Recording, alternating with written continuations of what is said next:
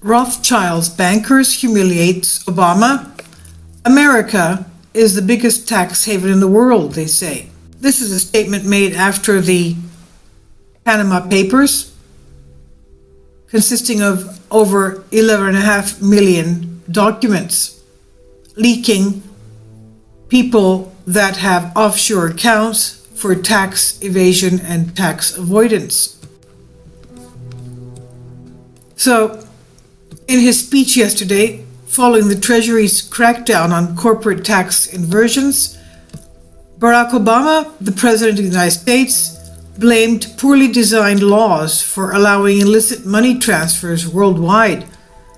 Since the speech came at a time when the entire world is still abuzz with the disclosure from the Panama Papers, Obama touched on that as well, saying that tax avoidance is a big global problem. He said on Tuesday, a lot of it is legal, but that's exactly the problem because a lot of it is also illegal. There is one major problem with that.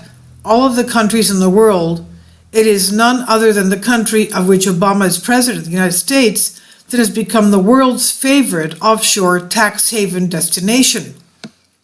As Bloomberg, which first broke the story about Nevada's use as a prominent tax haven earlier this year, writes, quote, Panama and the U.S. have at least one thing in common. Neither has agreed to new international standards to make it harder for tax evaders and money launderers to hide their money, end quote. Over the past several years, amid increased scrutiny by journalists, regulators, and law enforcers, the global tax haven landscape has shifted. In an effort to catch tax dodgers, almost 100 countries and their jurisdictions have agreed since 2014 to impose new disclosure requirements for bank accounts, trusts, and some other investments held by international customers, standards issued by the Organization for Economic Cooperation and Development, a government-funded international policy group. So in short, while Obama is complaining about corporate tax avoidance and slamming Panama, he is encouraging it in the US. Places like Switzerland and Bermuda are agreeing, at least in principle, to share bank account information with tax authorities in other countries.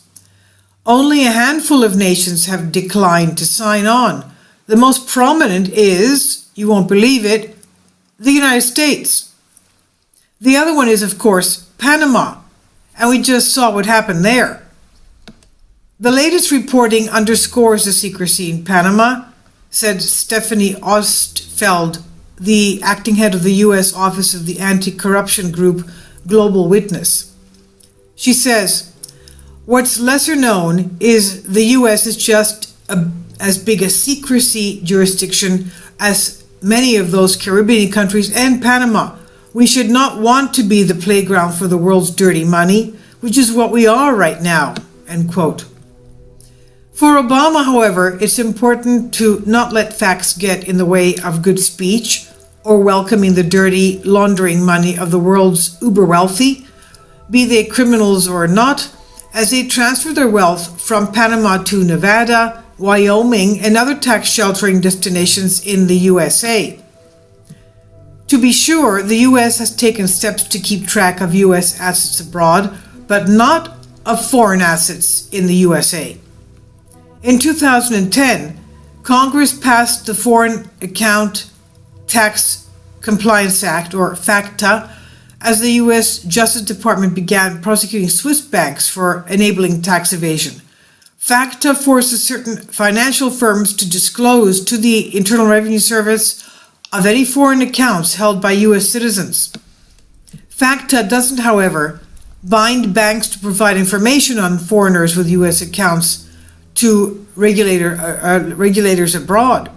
The U.S. has entered into agreements with some other countries requiring such exchange with foreign regulators, but tax planners say they are considered relatively easy to avoid.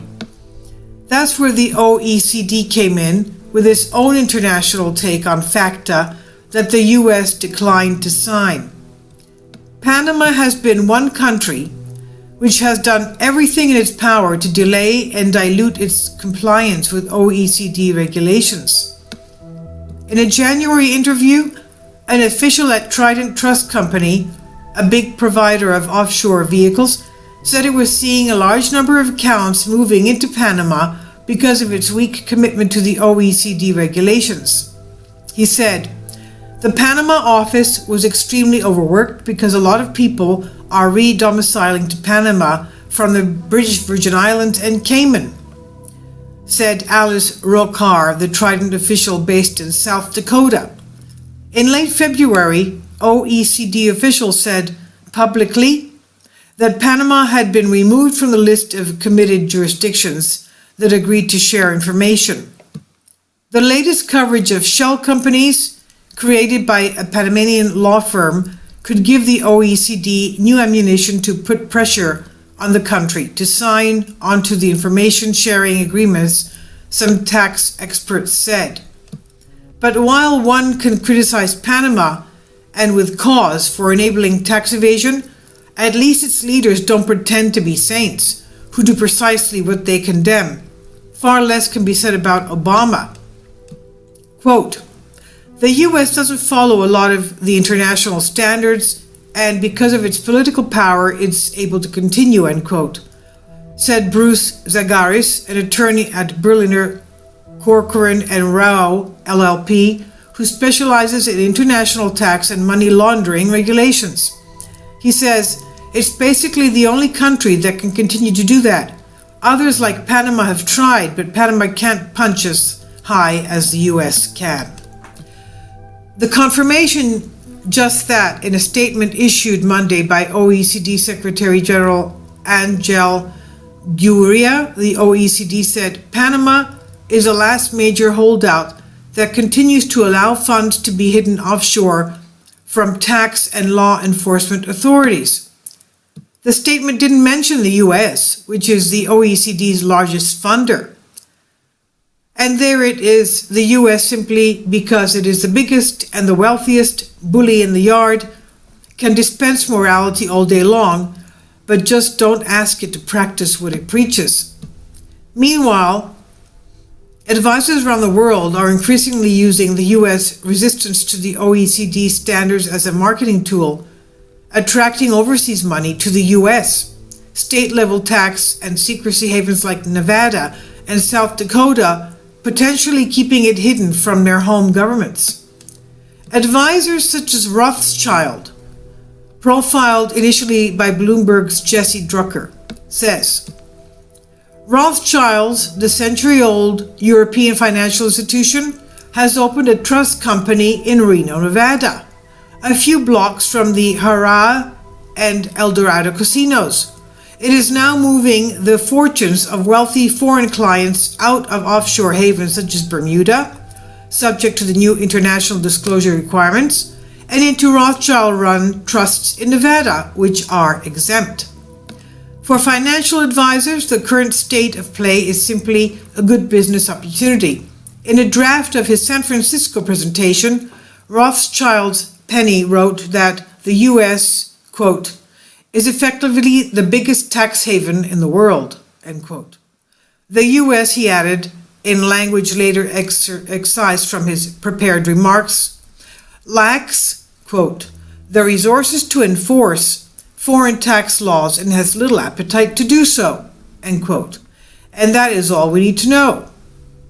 So, Panama paper hacks, 11 million documents, revealed decades of elite money laundering and tax dodging. And the previous video to this, we also had names of some Americans in the Panama Papers.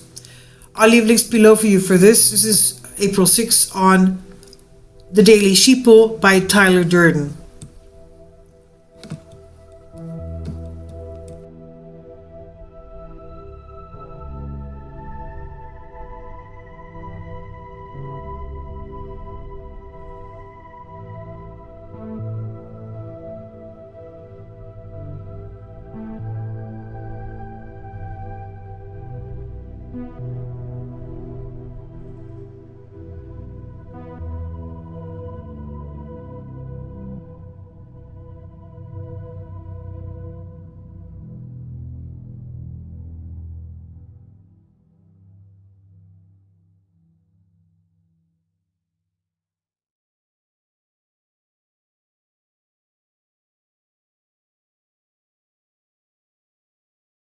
on on that as well, saying that tax avoidance is a big global problem, he said on Tuesday.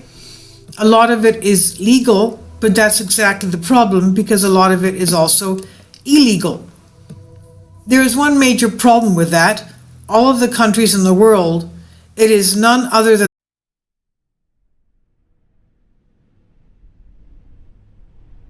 Rothschild's bankers humiliates Obama. America is the biggest tax haven in the world, they say. This is a statement made after the Panama Papers, consisting of tax inversions. Barack Obama, the President of the United States, blamed poorly designed laws for allowing illicit money transfers worldwide.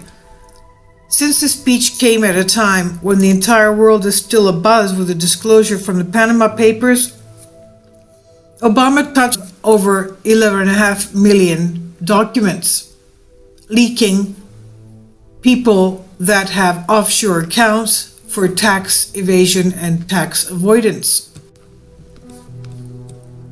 So, in his speech yesterday, following the Treasury's crackdown on corporate in the country of which Obama is president of the United States, that has become the world's favorite offshore tax haven destination. As Bloomberg, which first broke the story about Nevada's use as a prominent tax haven earlier this year, writes, quote, Panama and the